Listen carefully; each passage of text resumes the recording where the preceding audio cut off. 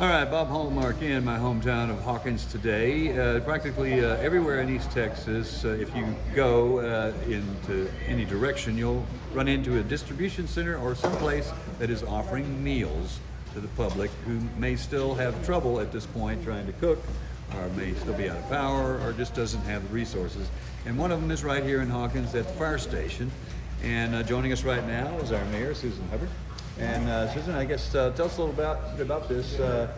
You guys have had a lot of folks coming in, a lot of folks wanting to take advantage of this. And this started, I think, last Friday is when you started? Last Friday at noon, we were able to serve sandwiches, which was the quickest thing we could get together. Mm-hmm. And then Friday night, we started serving hot meals and have been since.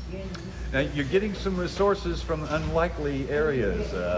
So one of them was a local restaurant. Yeah, a local restaurant, the Red Rooster, donated 150 pounds of meat.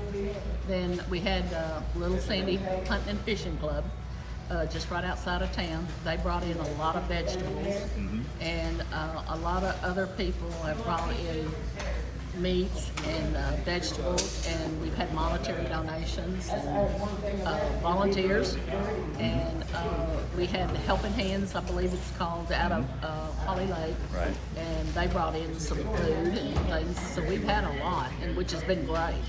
Now, one of the things as a city leader, as a mayor, one of the things that I'm sure you jumped on right away was there was such widespread need in East Texas. You knew that we had to have something local here because resources began to get stretched very thin.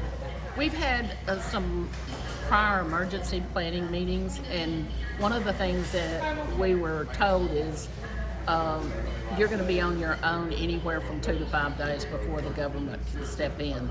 And then it was 5 days before the government really stepped in and started helping us. And so we were aware that we were going to be on our own. Yeah. So we started reaching out and to people and saying, we got this need. And of course, with the power being out, that was a big problem in getting the word out. So everybody was getting the word out on their cell phones, and they were on Facebook and telling them, share this message, share it, get the word out. And we feel like we probably didn't get the word to everybody, but the majority we did. Now, it's been pretty successful out here. You guys, folks are still driving up to, get food and ice and things of that nature. The National Guard kids are here to help you out.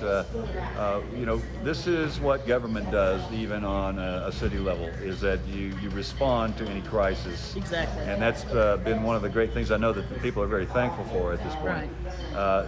It's somewhat of a test, I think, of a city government's grit to find out not only how much they can do, but how long they can do it. Yeah, I mean, we're at 7 days right now of doing this, and we're getting a little tired, a little punch drunk, and so we know that we can do things for a long period of time, but we also know that we need to step back and do a better planning and doing shift work, I guess you'd say, and being able to relieve. When the military came in 2 or 3 days ago, they started helping us with relief, which was great. I mean, we have people here for the military cooking. We have people helping load water and MREs and ice and things like that. They're also cleaning.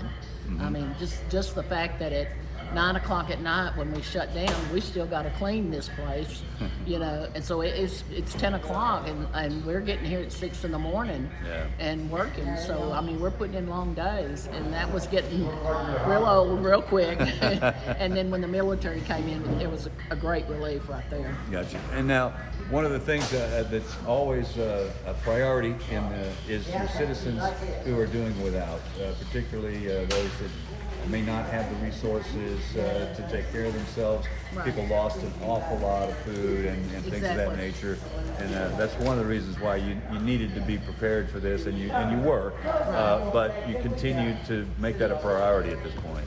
Yeah, that's exactly right. And what I've said is there's a lot of our senior citizens, they lost everything. They're on a fixed income and they lost everything, all their needs, everything else, and they don't have the resources places to replace that. So that's why we're kind of extended a little bit longer than most of the places. So they can come in, no questions asked, come in and get we don't even ask where you live, just come in and get a hot meal. Yeah. You know, we'll fix, as long as the food lasts, we'll fix it. We'll feed them. Okay. You know, with prayers, we continue. Okay, thank you, Susan. Thank you, Appreciate Bob. that. All right, and we'll have more on this story tonight on KLTV 7 News for KLTV WebXtra. I'm Bob Hallmark.